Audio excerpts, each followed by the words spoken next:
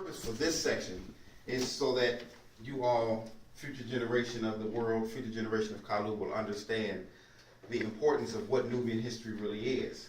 Nubian history isn't just about what happened to all of the people from before us, right? Nubian history is us, and it is things that we're doing every day. It is things that we did yesterday. It's the things that we do tomorrow.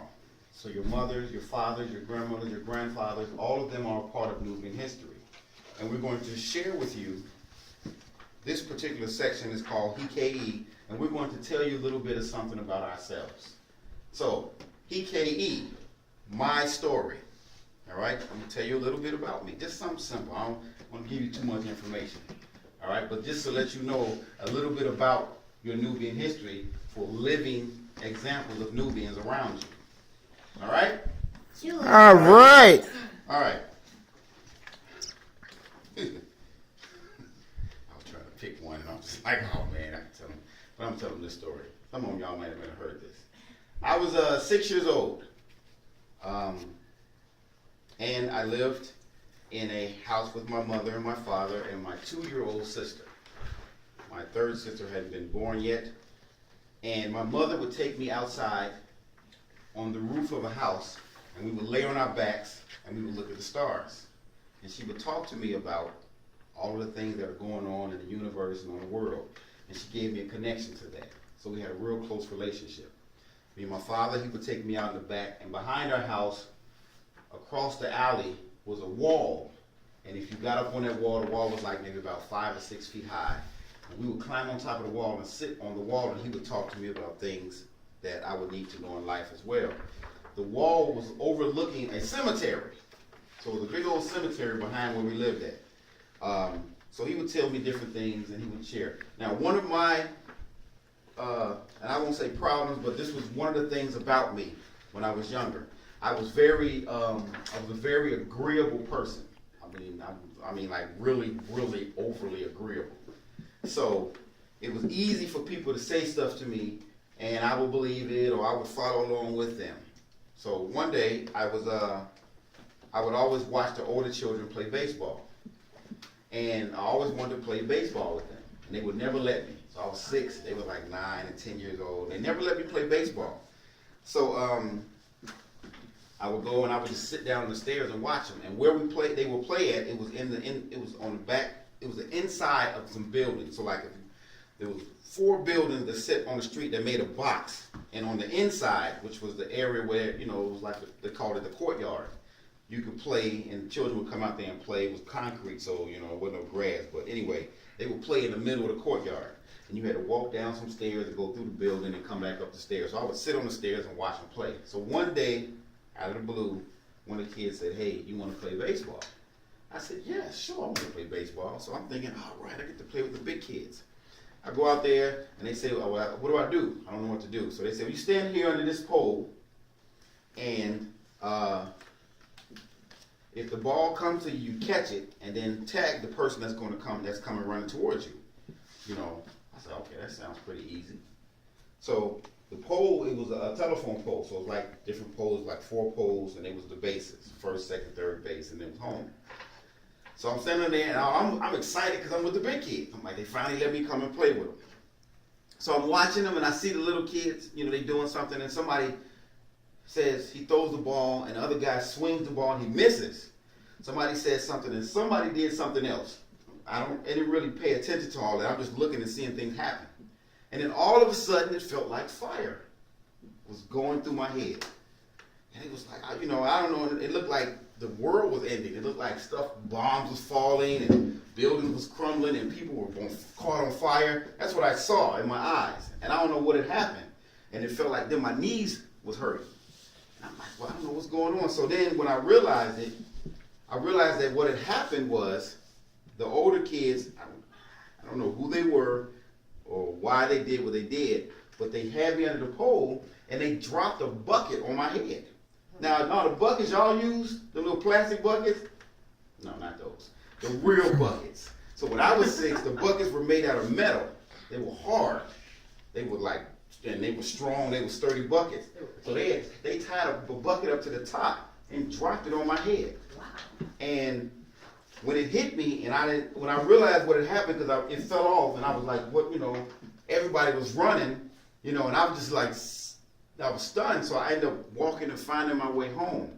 And when I got home, I had like a little blood coming down my head, and then my mother was like, what happened, and I was like dizzy, I didn't really know what I was like, they dropped it on my head, and they did. My father ran down the stairs, and he was just like, what happened? He was really, he was mad. So they took me to the hospital, and the doctor said, the one thing that saved your life, he said, was your big head. He said, your big head saved your life. He said, if your head wasn't big and hard and strong like it was, he said that would have taken you out. So him saying that, later on in life, I started realizing that, depending on what your job is, your mission, certain beings would try to come and take you out. I was 6 years old and they were trying to take me out. My father disappeared for like a week after that. I didn't see him for a week. And when he came back, he didn't say anything. I didn't say anything, but I never saw those children again. So that's a part of my story, just to share with you all. All right? I'm a Nova Kane, so she can share EK High. Alrighty. Story time. Oh my goodness. That's about to be a story right there. Alright. Let me close this so I don't get distracted. Hey y'all. Alright. I didn't know what I was going to say to y'all today. There's so many stories. My stories are kind of negative sometimes. Those are the ones that stand out. So I'm trying to think of something cool. I don't have like a punchline that didn't mind either. Like, oh, my head was big, and everybody's like, oh, that might be kind of boring, but this is a story about somebody, me, who found out that she could do something, and then she was good at it. So this is for you. All right. So obviously, I've known all my life I was going to be an artist of some sort. I've always could draw, always could do crafty, creative things. So I went to Lake Taylor High School and Middle School, but I also went to Government School for the Arts, which is at Norfolk State and ODU on alternating days. Those are colleges around here. Anyway, so when I got there, I really wanted to go, and I got accepted, and I was happy, but there was a lot of Tamahus there, and some of them were returning students, so not only were they Tamahus, but they knew each other, so I knew, and they were weird, they were really weird. They had green hair and piercings and things, not everybody, but and they were like, oh yeah, and it was like corny together, and I got real depressed, and I was like, man, this is, I don't know if I want to do this. And there was this guy named Jaquan from California. And even though this is a black city, the art department only had probably about 6 of us out of maybe like 60, 70 kids, only 6 black kids, something like that. So of course we tried to hang together, stick together. So he saw that I was kind of sad and everything. And then he came over, he was corny too. And he was like, talk weird, like whatever. Like he had on bandanas and stuff, but I don't know. He was supposed to be from New York, but I don't know what was going on. But even though he was weird and corny, and he turned out to be a really big liar. Like he was like, just stick with it. I know how you probably feels. Not that many Nubians or black people. And I was like, all right. So time went on, and I kind of got acclimated, and that means I got used to it, and I liked it. So I'm in there. So this dude named Antagonist. This dude named Chris LeCount. Antagonist was hip hop already. I didn't know I was hip hop yet. I liked hip hop music. It was out. I liked Tribe. I liked Daylight and stuff. But I didn't realize I was hip hop. So he would be walking around. I knew a girl named Tina. You know what I mean? Like, I knew a girl named Flunky. She had a pet monkey. He would always be freestyling and beating on the table with sticks and stuff. I'm like, I like that. And then one time we went on a field trip. So, it's all these weird white people, and then it's us, like, a few black people. And it's the dude that ended up being my boyfriend named Joe, the antagonist, me, and Jaquan. Now, by this time, I knew that Jaquan was, like, a known liar. Like, he was a chronic liar. Like, he would be like, where were you? He'd be like, I was just up in Miss Jackie's. like his jackets is closed, and he's like, oh, you know, whatever. He's like, you just can't help yourself. So then we went on this field trip. Somebody started beating on the table or beating on the seat or whatever, and then they all started freestyling. The black people, they started freestyling. So I was like, oh my god, that is amazing. And even corny Lion Jaquan was freestyling. I was like, I can do this. I can do this. I went home, and it just so happened that my mother. Pay attention to this. Because sometimes the universe will be setting you up. You can see the setup happening, and sometimes you can't. But like just before that, she had took me. She wanted a new radio, but she knew I like to use the radio a lot. So she's like, I want you to help me pick out, a radio. So when I picked out the radio, it was a karaoke machine too. So like, y'all don't know what nothing is. Like y'all know what karaoke is. Y'all probably know. Okay, well you 47 years old. So it was a karaoke machine. So I had I would put my beat tape in the play deck, and then I would rhyme. It had a microphone. You could hit the echo button. You know what I mean? But I was freestyling. But it was like cat, rat, bat in the hat. You know what I'm saying? But it started like that. Now y'all know I'm now named Novocaine, right? Yeah. Y'all know me as Novocaine, right? Yeah. Y'all heard my music, right? Yeah. You like it? Yeah. Well, it started with cat, bat. So all I'm saying is I met corny people and I was really uncomfortable, and it turned into something that influenced me to have a career. You know what I mean? Something that I've been able to make a little money off of, fame. Zachariah, why you sitting on your arm like that? I was getting to the little punchline part too. I ain't got no punchline. I'm just ready to All I'm saying is, in your life, y'all may not know why things are happening to you, or why you meet certain people in your life, or what it is that your life is gearing you up to do. But if you just kind of stick with something and develop it, then you might find that it ends up being something that becomes your legacy. It becomes something that you can use and help people with, or whatever. So that made me. I was already decent. Popularity-wise, I was an artist, so people kind of let me get away with being a little weird or whatever. But rhyming made me hip and cool, with the hip hop kids. You know what I'm saying? So I never really had a confidence problem too much after that. Able to speak in front of people a lot better. Freestyling and became a musician. Off of that. So any questions? All right, thank you. You can't expect it. Niggas expecting to booty. All right, Robert. Robert. I don't really have a. Let me go easy. I can do it in KaLu. I don't have a really long story. It's kind of short. Oh.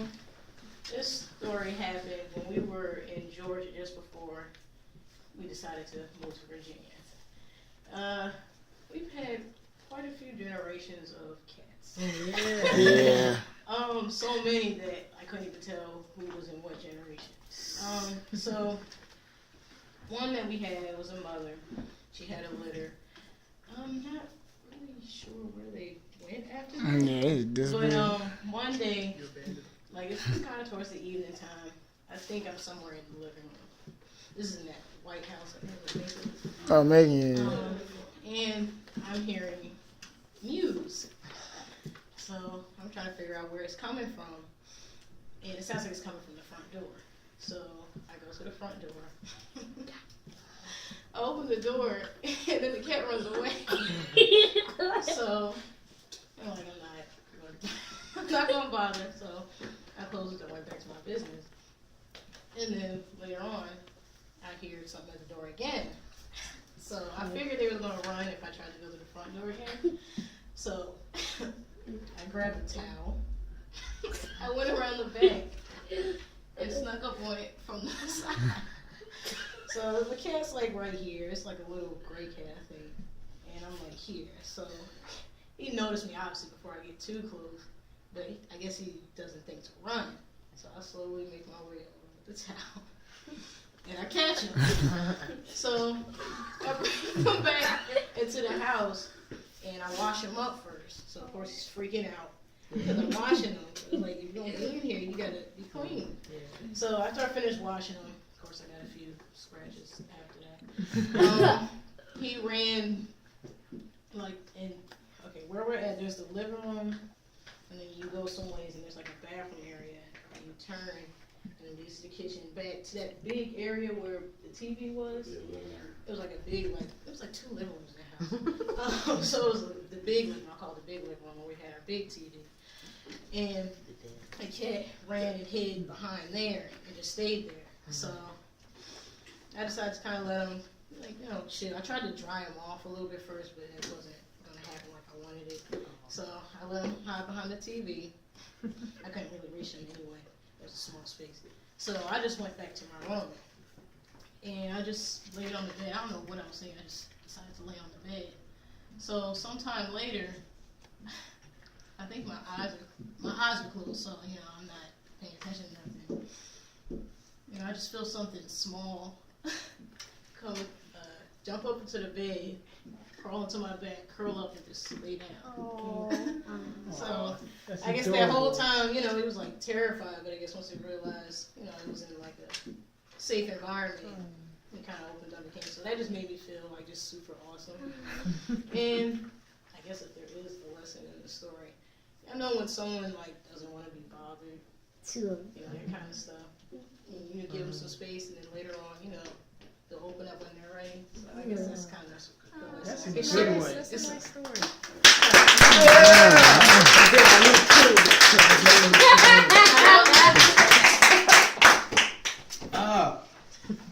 Put on the spot here. Tell us about your record deal here. The first thing that comes to my mind, what I think about is when I was in elementary school. I was always the smallest guy in the class, you know, stuff like that. So I learned how to use my mind a lot more effectively because my stature wouldn't allow me to beat up these humongous kids.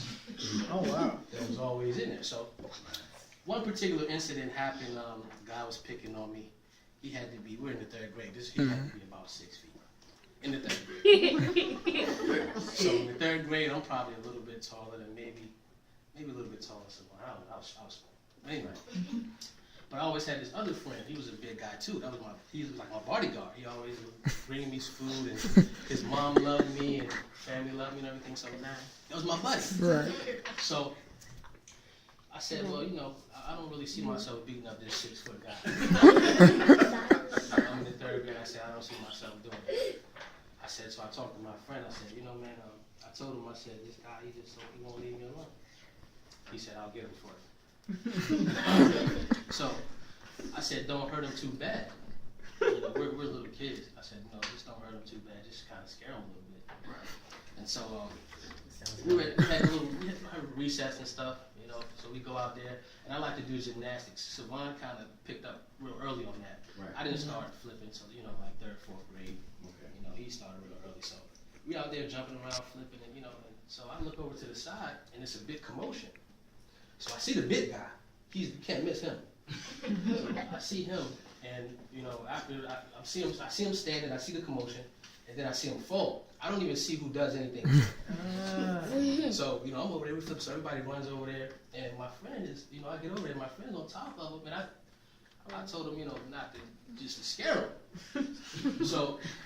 You know, this isn't about fighting or anything like that. I'm gonna get to the moral. But, you know, I get over there, and he's just on top of him, you know, just welling on him. He's going at it. And so, I say that to say, friendships are important. People that you come in contact with can help you in more than one way. This was just an incident that happened to me. But the guy that was, you know, that was getting beat up, he was a known book. And sometimes when you do things, things come back to you. You know, it's always going to happen in one way or another. Right. So for me, I learned how to use my mind a little bit better because I did a chess move where I said, hey man, you know, I got to get somebody else to do this for me. So, but eventually I started taking martial arts, and you know, I love martial arts. I started doing a little working out and trying to get strong, and you know, so by the time I got to high school, I was beating up the 6-foot guy. just to be honest with you. You know, over time, you know, you learn from things, but just keep in mind that people are there to help. Karma is real. So Yep. and that's just kind of like the moral of my story with that. And Yeah, that's pretty much it. That's what.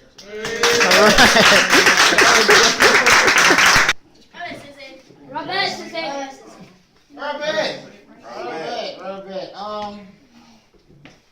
Okay. This story. This is the story about how. Okay. I'm at my grandfather's house. That's how it starts. So before my grandfather's house, we went to my brother Carmen and I went to our cousin's house to stay with our cousin for. Cause we used to go over there a lot, just stay over there for the weekend or whatever. We stayed with them, and our auntie took us to see our grandfather. So we went to stay with our grandfather, stay with our grandfather and stuff and all that. And we was in there, then we asked him to go outside. We asked her because he had a basketball, and he had like a basketball court in the back because he lived in like a manor. Of course, Projects. Yeah. But he had a basketball court, in the backyard or whatever. So we asked him to play outside. He took his basketball and went outside to play. So there's this hat I had, like the Jamaican hat that you'll see, or it's kind of like that, whatever. And I was wearing it, and me and I think my brother Ron was wearing it, and we was outside with our cousin, and I was with my brother Kira. So little boys came and was like, it's like y'all from Jamaica? Like, no, but they kept teasing us and making fun of us, and they said, my cousin was getting mad, so they kept making fun of us, whatever, and all that. And we're like, all right, so we went in the house with our grandfather. Was like, yo, you sure they keep messing with us, What are we supposed to do? So he like, all right, he take us outside. Fine, we show one of the boys that I'm the biggest child out there, so all of them are like younger than me, but they're not that big. But I'm just trying to be nice and respectful. So he takes us outside, and takes us to the children, and we're like, okay. He's like, this is what we're gonna do. He said, y'all gonna fight. He put me and the biggest one of the other one. He was like, y'all gonna fight to settle this. Nobody else can get interrupted with the fight or whatever. So, he has me and the other boy. We set up. We finna fight. So we go at it, and what did he tell you? What he said? I can't remember what he said. He said, "Go easy on him." Yeah, that's what he said. Go easy on him. Go easy on him. Because I was doing a little, working out, martial arts, whatever, and all that. So I got his hands, and I started bending his hands. Taking him to the ground. But the funny thing was, this little brother came with like a stick or something, was hit me with it. And my grandpa's like, no, stay out the fight. And Akira was little at that time, so he came, he was trying to beat up the boy and all that. And Akira, you gotta, I got this, like, stay back. So my grandfather got Akira, Akira was wild, so especially at that time, he was really, really wild, So if you got in a fight, no matter how big the person was, Akira's gonna come up in a fight with you. So. I had him on the ground, whatever, and I was putting him down. Then, after I done and subdued him, then, they got up, and they kind of like went away or whatever. So, of course, my grandfather was kind of amped about it. Called, and talked. But, I guess, I don't know if there's a real moral of the story. I guess just the moral of the story is just, I don't know, just don't look for violence to settle things, but if it comes down to it, don't hurt them too bad. Okay.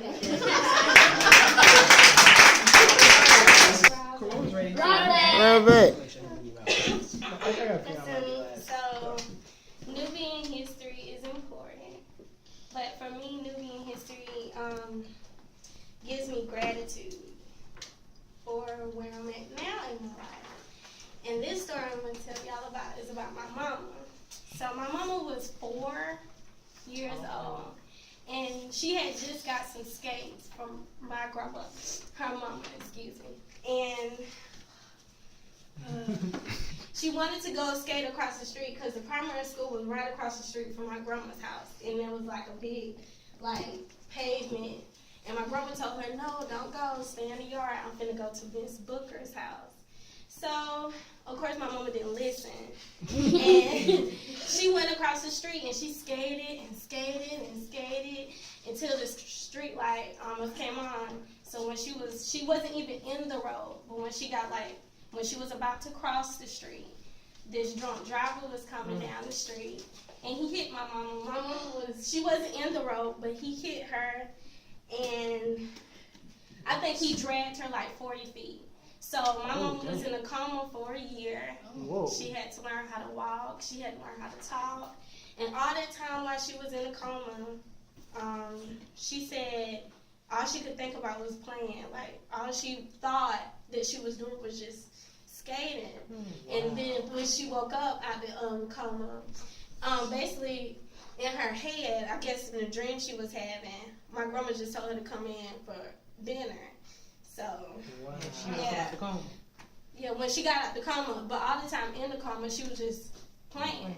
That's all. She thought she was playing. I'm saying, you saying when grandma said, come in, that's when she woke up. Wow. She imagined in her head that my grandma was like, just come in the house, it's time to eat. And then she woke up.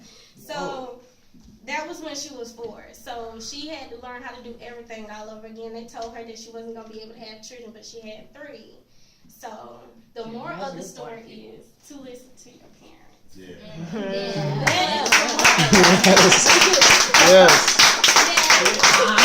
Yes. Listen. Yes. Say hey. Joel? I have 2 stories. So, because everyone else was up here doing like dope stories and stuff. I'm like, yeah, I'm just 2 stories. So one was recent, which was yesterday, I think, and one was in 2013, the summer of 2013. I'm sorry, the summer of 2013. So, the summer of 2013. I was in the house. I came out. No. I was getting ready because I think my pops needed my help to do like I guess the grass or something. So he was about to teach me how to mow lawn. I think that was it. And around that time, I kind of learned how to do the bathroom, so I was excited also. So, the first day before that, I learned how to do the bathroom in sand in a day. So, of course, black people like magic, you know. So, we were going outside in the back, and it was me and Amu, I think, too, and Doc Kwan. So, we went out. He was talking to Amu, and I was in my head. I was like, yeah, you know what? Try doing the backflip. So I did the backflip, and I was like, ooh, I'm trying doing. Nah, that's I kept telling you to stop. Huh? I was telling you to stop. You wasn't listening. Oh yeah. Amu was telling me to stop because I wasn't listening. So, but I decided to do like a double backflip, like not the 1-2, but the 1-2 that backflip. So I tried it out. And I went halfway in the air, and I was like an L in the air. And my head was here, my legs were here. And I fell back, and the person pushed up and broke my collarbone like this.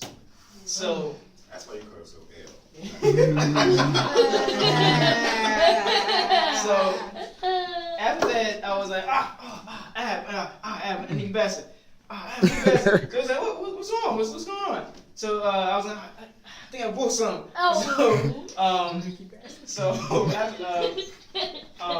he was going, go in the house. So we went in the house, and I think he called some people, something like that. I call him.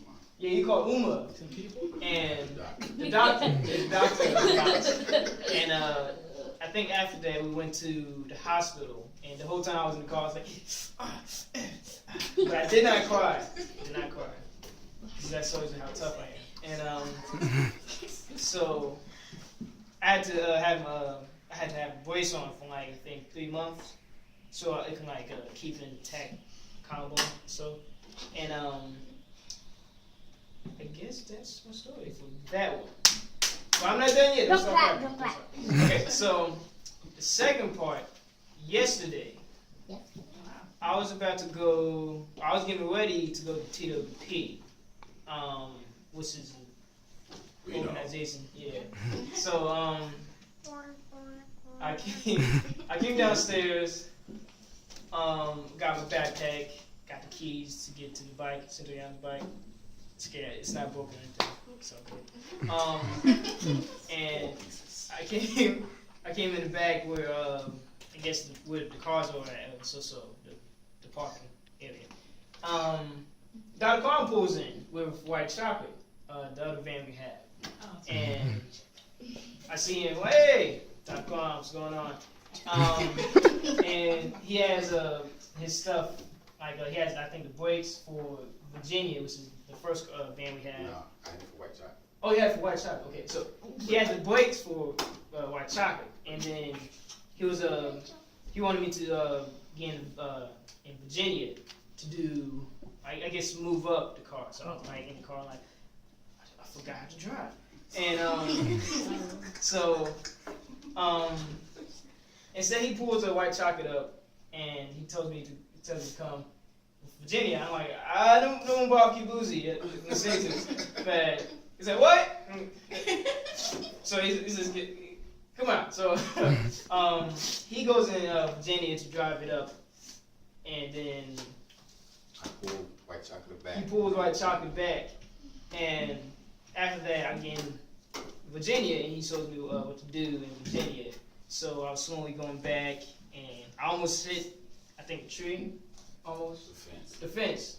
I almost hit the fence, but it's all good. I parked it, so that was that. After that, I asked him if I could use his headphones, because he see my headphones broken. So he said, yeah. So then I went on my journey to TLP. So on the way to this place, I'm riding down, what is it, Lafayette? I think Lafayette? Tidewater? Tidewater. It might be Tidewater. I'm riding down Tidewater, and the Family Dollar is in the gas Yeah, that's station. Tidewater, yeah. Yeah. I see a man in the trash. Like he's kind of going through the trash. It's like a trash thing. So I was about to ride past him, but I stopped. I was like, you know what? Pulled out like $6 I had, and I gave it to him. And I was like, hey, here you go, man. He says, oh, thank you. So after that, went on, and that's it. Yeah. The moral of the story. The moral of the story is, the first one is, when you learn something new, don't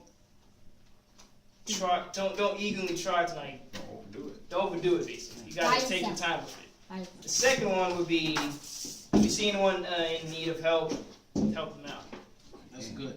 Good, all right.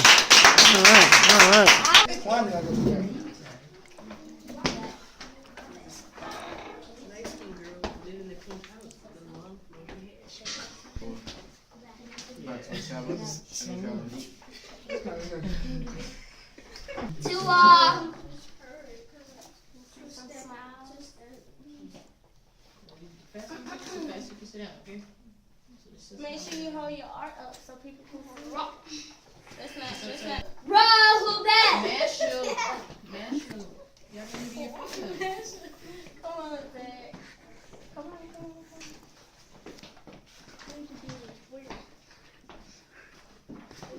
First, KaLu. While at the staff. Just give me the cues. Zachariah. Wait, we're gonna say roll back. Oh, while at the staff.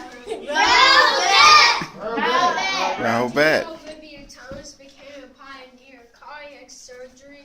He was born on August 29, 1910, New Thomas, Louisiana. Nubian Thomas only had a high school diploma but Korean procedures successfully treat blue baby syndrome. Did you know that Charles Aker became a pioneer in entomology? He was born on February 3rd, 1867 in Cincinnati, Ohio. Entomology is the study of insects. Charles Aker spent most of his time learning about insects. He published 49 papers on insects, and they discovered that these can smell as certain colors. You know, Bill Richmond was a boxer known around the world. He was born August 5th, 1763 in Staten Island, New York. Bill Richmond will watch fights and taught himself different moves and strategies. At the age of 36, he fought his first fight and won in 25 seconds. Bill Richmond became known as Black Terror. Did you know KaLu is one of the fastest men? Did you know KaLu was one of the fastest men in track and field history? He was born July 1st, 1961 in Birmingham, Alabama. He won 10 Olympic medals and was placed in USA Track and Field Hall of Fame. Did you know Menelik II was the emperor of Ethiopia? His birth name was Salimarian. Menelik II was born on August 17, 1844 in Golala, Tehran. He became emperor when Italy attempted to take over Ethiopia. Menelik II defeated the Italians in 1896. He later extended Ethiopia's territory, making Addis Ababa the capital. Menelik II also developed roads, bridges, a postal service, improved communication, developed a bank and currency. Wow. Did you know the Southwood was the best military leader of the Haitian Revolution? He was born May 20, 1743, Cat-Hated. In 1791, Sir Simon is promoted as a military leader in the rebellion of St. Dominic. He was through the plantation system of Haiti using paid labor. The Southwood were also retained a very skilled and well-established army. Wow, at the KaLu.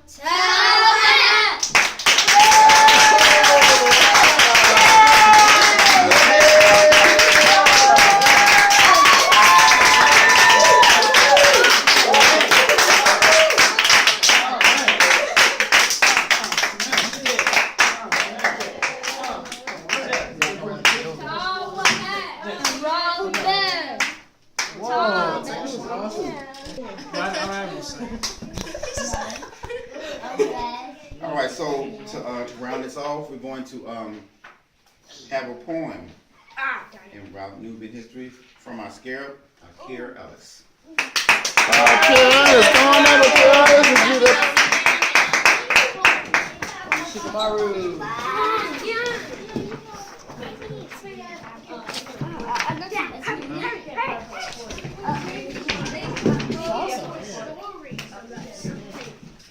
Akira Ellis. It's no C for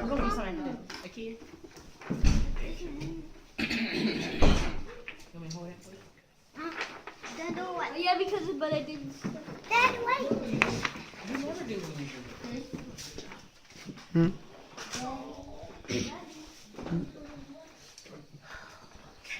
All right. Robert. My name is Akira Ellis, and this is my poem. You will never hear of a man who worked harder than George Washington Carver. Born a slave, he learned how to read and became a wonderful student indeed. What interested him, what he wanted to know, was the lives of plants and things that grow. He became a teacher and a writer too, and his inventions for farms would astonish you. 300 foods that use peanuts, a little like peanut butter, peanut oil, peanut brittle, peanut lotion, peanut bars, even peanut honey. And he never sold his ideas for money. He wanted farmers to use well their land, and he was happy to just lend them a hand. Wow.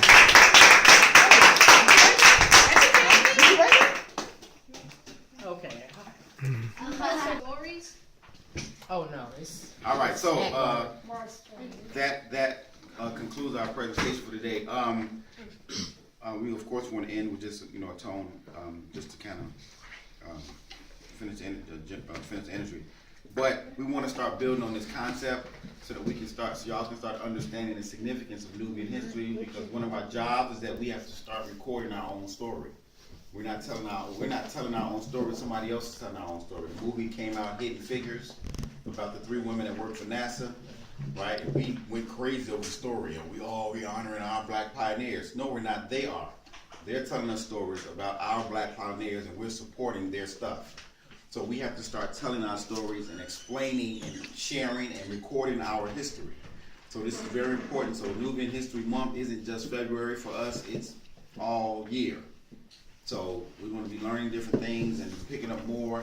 So at the end of the SAS ceremony, at the end of the year when we do our SAS ceremony, we'll be able to come together and everybody will be able to have their uniforms on to present about their Nubian history papers.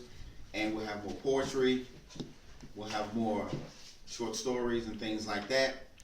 So, Tower Hat, and let's finish with this tone here. What we do? We're going to do